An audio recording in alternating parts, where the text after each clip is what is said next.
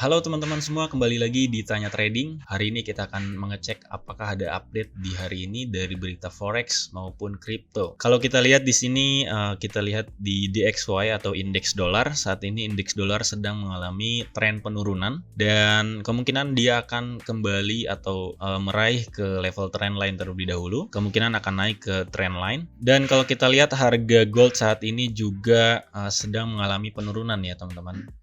Sudah berhasil menembus resistance di sini, tetapi dia berhasil terjadi penolakan di sana ya. Tidak kuat naik lagi. Tadi saya pikir dia akan terus naik hingga ke 2037, namun ternyata tidak terlalu kuat trennya. Akhirnya dia mencoba koreksi terlebih dahulu ke bawah. Ya, kemungkinan harga gold akan coba koreksi terlebih dahulu karena kalau kita lihat dari DXY atau indeks dolar di sini, dia juga akan mencoba kembali ke trendline di atas teman-teman ya. Jadi, sebelum dia melakukan penurunan, kemungkinan dia akan kembali ke area trendline terlebih dahulu. Indeks dolar mengalami penurunan karena memang di pertemuan The Fed kemarin tidak menaikkan suku bunga ya. Jadi terjadi pelemahan di dolar yang kemudian menyebabkan harga gold beberapa kali naik teman-teman ya. Dan ini pengaruh di sini juga dari beberapa data juga. Kemarin dari CPI sempat terjadi long candle penurunan karena inflasi masih tinggi teman-teman, berada di 3%-an untuk saat ini di CPI terakhir kemarin, yang mana ini diasumsikan di pertemuan berikutnya, di The Fed pertemuan berikutnya atau FOMC pertemuan berikutnya akan suku bunga akan dinaikkan atau tidak diubah sama sekali karena inflasi saat ini masih sangat tinggi, yaitu di atas 3%-an, dimana ini jauh dari target The Fed yaitu sebesar 2% objektif. Kita lihat harga GBP teman-teman sudah break trendline ya di sini, dan akhirnya dia ingin mencoba membuat tren baru di sini ya. Kalau kita membuat garis trendline di swing low ke beberapa low ke depan ya, di sini membentuk tren kenaikan ya seperti ini. Dia sudah break trendline yang di atasnya dan kemungkinan akan naik ke depannya teman-teman ya. Dan besok juga akan ada rilis data dari USD teman-teman. Kalau kita lihat di sini ada unemployment claims ya dari USD pair. Kemudian ada flash manufacturing PMI dan flash service ya. Jadi kalau ada kata flashnya, ini data yang dirilis secara cepat ya. Jadi kayak hanya rangkumannya aja teman-teman. Tapi ini juga tentunya berdampak terhadap market pada saat rilis data ya, di jam 9.45 malam besok. Dan di jam 8.30-nya ada unemployment claims ya. Jadi di sini ada penjelasannya, yaitu usual effect, actual less than forecast is good for currency. Artinya jika actual lebih kecil daripada forecast, itu akan bagus untuk currency-nya, yaitu untuk USD. Misalnya di sini datanya adalah 217.000 untuk forecast-nya. Kemudian rilis datanya ternyata lebih rendah dari forecast. Ya, maka itu bagus untuk USD. Artinya indeks dolar akan meningkat dan kemungkinan akan terjadi penurunan di beberapa pair USD ya. Misalnya XAUUSD atau GBP USD. Besok juga di hari Kamis di tanggal 22 Februari di jam 2 pagi nanti akan ada FOMC meeting minutes ya.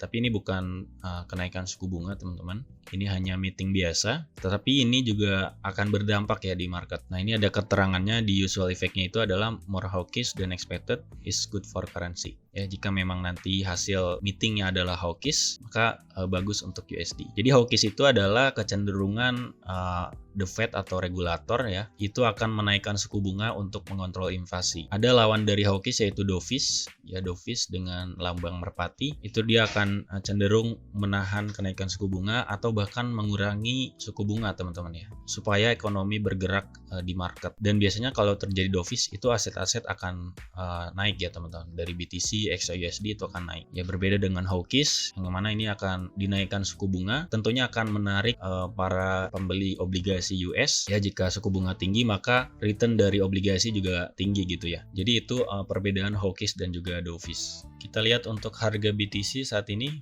kemarin sempat naik teman-teman ya ke level 52.800, tertinggi di 52.985 dolar per Bitcoin, sempat break high daripada harga tertinggi sebelumnya di hari Jumat. Dan kemudian di sini kita sudah tandai level ini adalah merupakan level resistance dengan menggunakan Fibonacci retracement, dan ternyata level tersebut memang merupakan sebuah resisten ya teman-teman, yang mana di sana terjadi penolakan harga ya, artinya harga BTC tidak kuat untuk naik lebih lanjut.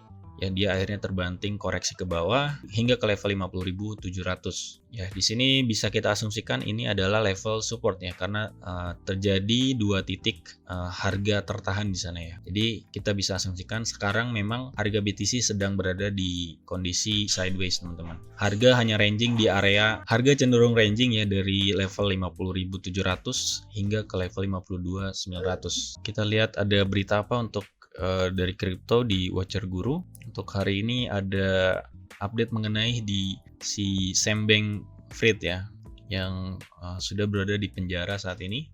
Ya, dia salah satu pendiri dari FTX teman-teman ya. Untuk yang belum tahu, jadi FTX itu adalah exchange terbesar kedua ya pada saat itu setelah Binance ya, kedua setelah Binance secara volume. Ya, dia terkena kasus penipuan ya, menggelapkan dana, kemudian penggelapan pajak, pencucian uang dan lain sebagainya. Ya, sejarah mencatat bahwa orang ini adalah salah satu orang yang melakukan kejahatan finansial yang cukup besar ya teman-teman, karena nilainya cukup fantastis teman-teman ya. Selanjutnya Michael Saylor mengatakan dia tidak akan berhenti membeli Bitcoin. Memang Michael Saylor ini adalah salah satu orang yang sangat mendukung kripto ya, terutama Bitcoin. Dia sangat konsisten membeli Bitcoin. Ya, di sini ada pertanyaan dari reporter bahwa kapan rencana Anda gitu Michael Saylor menjual Bitcoin? Ya, dia menjawab dia akan terus-menerus membeli Bitcoin. Bahkan dia mengatakan, Michael Saylor mengatakan bahwa perusahaannya saat ini MicroStrategy itu akan menjadi Bitcoin development ya, perusahaan Bitcoin development. Jadi perusahaan yang secara fungsi adalah untuk mendevelop Bitcoin. Selanjutnya dari VanEck ya. VanEck itu adalah salah satu spot Bitcoin ETF ya. Seperti BlackRock lah untuk ininya. Perannya seperti BlackRock. Bitcoin ETF milik VanEck itu memiliki volume trading sebesar 14 kali lebih tinggi ya untuk saat ini.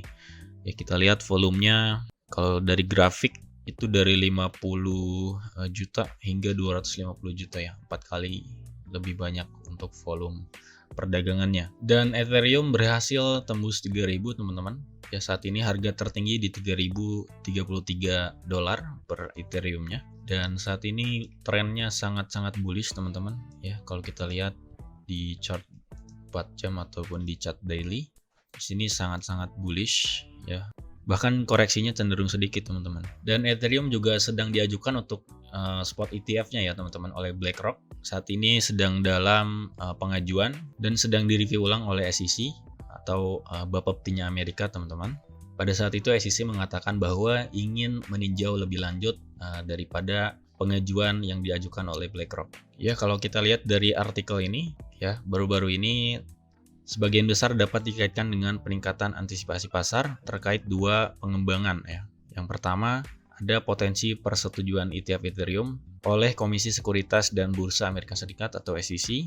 Yang kedua, implementasi yang akan datang dari Ethereum Improvement Proposal EIP 4844 sebagai bagian dari peningkatan DENCAN juga telah berkontribusi pada sentimen positif. Ya, jadi ada dua faktor ya yang menyebabkan terjadi sentimen positif di market Ethereum yang membuat harga Ethereum lumayan melambung naik bahkan sampai 3.000 dolar per Ethereum ya. Jadi ada dua sentimen positif.